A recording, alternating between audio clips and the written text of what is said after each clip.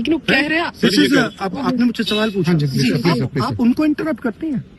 उनसे नहीं, जब वो बोलते हैं मैं कांग्रेस देखती हूँ। सुनिए, जब वो बोलते हैं आप इंटरप्ट करते हैं? नहीं, आप बोलिए सर। नहीं, मेरा जवाब जुड़ा हुआ बोलिए। था। आप इंटरप्ट करते हैं जब वो बोलते हैं? क्यों नहीं करते हैं आप? हमें इंटरप्ट करते हैं, हमें 24 घंटा इंटरप्ट करते हैं, मगर उनको कभी इंटरप्ट नहीं करते आप। उनमें क्या स्पेशल चीज है जो पूरा मीडिया चुप करके चूहे जैसे उसके सामने खड़ा हो जाता है? आपको स्टूडेंट्स नहीं डर रहे हैं, पूरे देश में स्टूडेंट्स नहीं डर रहे हैं, आपको भी नहीं डरना चाहिए। देखिए, सबसे पहले तो लापता, भाग गए, भगोड़े हैं, इस प्रकार की भाषा भारत की सार्वजनिक जीवन में और संसदीय जीवन में अभी अभी सुनाई पड़ी। दोस्तों, राहुल गांधी और मीडिया से जुड़ी हुई ये बात मैं कई समय से अपने वीडियो में बोलने की सोच रहा था, लेकिन आज वही बात राहुल गांधी ने खुद ऑन कैमरा बोल दी है।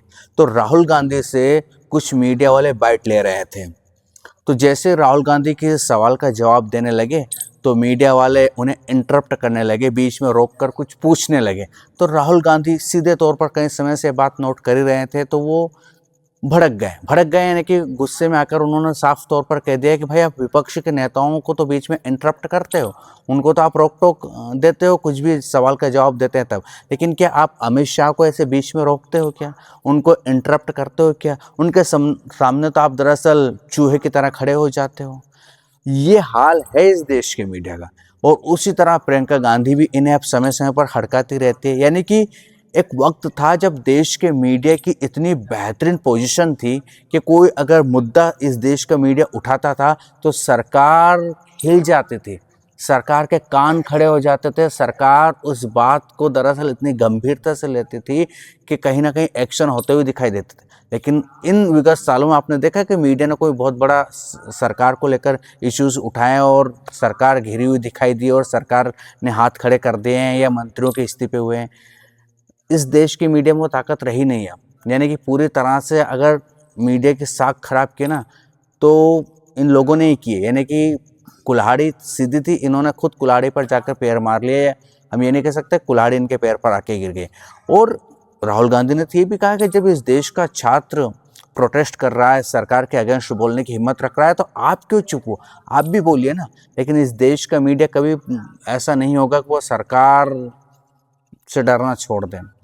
लेकिन ऐसा इसलिए नहीं हो रहा है कि दरअसल इन्हें बहुत ज़्यादा कोई प्रेशर डाला जा रहा है। दरअसल कहते हैं ना कि जो गलत है वो डरता तो है कहीं ना कहीं। अगर सरकार से मुश्किल से 8 से 10 दिन ही सवाल करना शुरू कर देना, ओरिजिनल पत्रकारिता करना शुरू कर देना, तो सरकार खुद लाइन पे आ जाए, आधे काम तो वैसे ही सही होना शुरू हो जाए। इस देश में क्या क्या चीज़ें नहीं हो रही आपको सब दिख ही रहा है। हाईवे, नेशनल हाईवे जो बनते हैं या एक्सप्रेसवे जो बन रहे हैं, हमें ये देखने ऐसे सीन दिखाई दे रहे हैं कि यार पंखे से रोड को सुखाया जा रहा है, जबकि स्पेस टेक्नोलॉजी की बातें हो रही थी। तो मीडिया की हालत बहुत ख़राब कर रखी है भाई साहब, बहुत ज़्यादा। यानी कि हम ये कह सकते हैं कि सबसे ज़्यादा अगर मीडिया गिरा हुआ है ना, तो हमें यही का दिखाई दे रहा है। लोकतांत्रिक देश की अगर हम बात कर रहे हैं तो किसी भी लोकतंत्र वाले देश में मीडिया बहुत मजबूत होता है, और मीडिया इतना मजबूत होता है कि वो इस्तीफे तक ले लेता है सत्ता में बैठे लोगों। लेकिन भाई अब तो मीडिया की स्थिति ये हो गई कि कुछ भी हम क्या कह सकते हैं कि मीडिया ना रहते हुए पूरी तरह से पीआर के तौर पर काम कर रहे हैं। जैसे कि इन्हें व्हाट्सएप यूनिवर्सिटी की तरफ से कुछ खबरें मिल जाती है, डिबेट के लिए विषय मिल जाते हैं, बस उसी पे चिल्ला पो कर रहे हैं, इससे ज़्यादा कुछ नहीं। खैर, अब अमित शाह को लेकर राहुल गांधी और विपक्ष लगातार हमलावर थे कि सदन में आए और जवाब दे।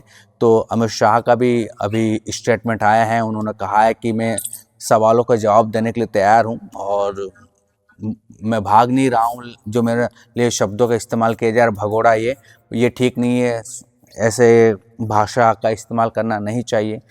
लेकिन भाषा को लेकर अगर बीजेपी वाले ज्ञान बांटें तो आप क्या कहेंगे इस पर? खैर, ये चीज़ तो होती रहेगी, लेकिन आपको ये समझना है कि इस देश की ऐसी कंडीशन होती जा रही है कि दरअसल सरकार कोई भी आ जाए, उसको 5-15 साल तो सूझ नहीं पड़ेगी कि आखिरकार करना क्या है। इतना हम रिवर्स में जाते जा रहे हैं। रिवर्स में जाने का नुकसान ये भी हो रहा है कि देश के साथ जो छोटे छोटे मुल्क थे ना, वो प्रगति पे दिखाई दे रहे हैं। आप बांग्लादेश का मामला उठाकर देख लीजिए, वो पर कैपिटा इनकम में हमसे बेहतर कर रहा है। हमारे देश में स्वास्थ्य सेवाओं को लेकर, इस देश की एजुकेशन सिस्टम को लेकर, इस देश में महंगाई को लेकर, इस देश में मेक इन इंडिया को लेकर, इंपोर्ट एक्सपोर्ट को लेकर, विदेश नीति को लेकर, यानी कि हंगर इंडेक्स को लेकर, हेनली पासपोर्ट इंडेक्स को लेकर, सब तरफ से हम नीचे ही जा रहे हैं। जो आपको पता है, हमारे देश के अभी जो प्रधानमंत्री है नरेंद्र मोदी जी, ये गुजरात के सीएम थे। तब डॉलर जब उछलता था, डॉलर जब मजबूत होता था, तो ये कमज़ोर रुपये के बारे में तरह तरह की बातें करते थे। जब वो सीएम थे कि भाई मैंने देखा है कि पाकिस्तान का रुपया नहीं गिरता, नेपाल का नहीं गिरता, लेकिन अब वो प्रधानमंत्री होने के बावजूद भी भारतीय इतिहास में पहली बार रुपया इतना कमज़ोर हुआ है, डॉलर मजबूत हुआ। और पहली ही बार शायद ऐसा हो रहा होगा कि हम दरअसल अमेरिकी राष्ट्रपति ट्रंप के इशारे पर काम करते हुए कई बार दिखाई देते हैं। ये मुद्दा भी राहुल गांधी कई बार उठाते रहते हैं। तो ये हालात जो हो रहे हैं ना, इसका खामियाजा आप और हमें भुगतना है, हम तो ये मानते हैं भैया। महंगाई अगर बढ़ रही है ना, जिससे अभी ये मामला उठा था कि यार इस देश में महंगाई को लेकर जो पार्टी सत्ता में आई थी, वो महंगाई को लेकर बात क्यों नहीं करती हैं। और जो पेट्रोल डीजल के बात करते थे कि बहुत महंगा हुआ, वो पेट्रोल डीजल पर सबसे ज़्यादा टैक्स क्यों वसूल रही है, सस्ता क्यों नहीं करती है, टैक्स की रियायत क्यों नहीं देती है, इसको जीएसटी के अंदर क्यों नहीं लेके आते हैं। आपको एक चीज़ और समझना होगा कि हंगर इंडेक्स, यानी कि 80 करोड़ लोगों को अगर अनाज मिल रहा ना, 5 किलो अनाज, और उसके बाद बातें बड़ी बड़ी हो रही है कि हम विश्व गुरु बन जाएंगे, हम आर्थिक शक्ति बन जाएंगे, हम इतने ट्रिलियन की इकोनॉमी बन जाएंगे ना। भाई साहब, ये जो 80 करोड़ लोगों की जो गरीबी रेखा से आप ऊपर उठा दीजिए, ये आपकी सबसे बड़ी उपलब्धि हो जाएगी। आपने जितने वायदे किए थे उन सब वायदों को छोड़िए, 80 करोड़ लोगों में से आप 40 करोड़ को ही बाहर निकाल दीजिए। लेकिन आपके राज्य में 80 मतलब 145 करोड़ के आसपास की पब्लिक में अगर आप इतने 80 करोड़ लोगों को 5 किलो अनाज दे रहे हो ना, तो आप समझ सकते हो कि आपने क्या इन 12 सालों में किया।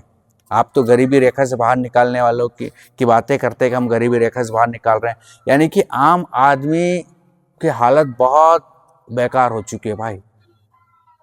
जितना वो कमा रहा है ना, लगभग उतने उसका खर्चा बढ़ चुका है। और अगर ऐसे ही रहा ना, तो हम मतलब एक चीज़ और सुनिए, नेता नगरियों की मैं एक बात बताता हूँ। जब इनकी सैलरी बढ़ाना हो तो ये सब एकजुट हो जाते हैं। कोई नेता ये नहीं, जब इनकी गाड़ियों के बारे में कि भाई इनको नेताजी को इतना खर्चा बढ़ जाना चाहिए, इतना मिल जाना चाहिए, या इनकी सैलरी में इंक्रीजमेंट, तो ये सारे के सारे एकजुट होकर वो बिल पास करवा लेते हैं। किसी को कोई दिक्कत नहीं है। लेकिन जब जनता की बात आती है ना, तो हो हल्ला होना शुरू हो जाता है। इस देश में हम ये कह सकते हैं कि तभी सुधार हो सकता है जब नेता खुद को ये समझेंगे कि हमें अगर जनता ने वोट दिया है तो हमें जनता की भलाई करना है एनी कंडीशन, ना कि खुद की भलाई करना है।